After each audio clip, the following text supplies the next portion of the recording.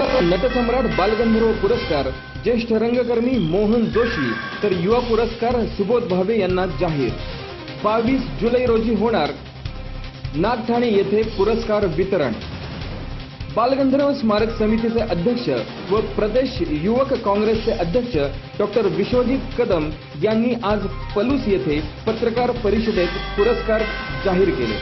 ते म्हणाले, 2002 पासून नटसम्राट बालगंधर्व पुरस्कार प्रदान सोहळा स्मारक समितीच्या वतीने दिला जातो। या वर्षी हा पुरस्कार ज्येष्ठ नाट्यकर्मी पुरस्कार मोहन जोशी यांना तर युवा नाट्यकर्मी पुरस्कार सुबोध भावे यांना जाहीर करण्यात आला आहे। या पुरस्काराचे स्वरूप ज्येष्ठ नाट्यकर्मींसाठी 51,000 तर युवा नाट्यकर्मींसाठी 25,000 रुपये रोख, स्मृतिचिन्ह व प्रशस्तीपत्र देण्यात येते। तसेच स्मारक समितीच्या वतीने प्रत्येक वर्षी बालगंधर्व संगीत महोत्सवाचे आयोजन करण्यात येते।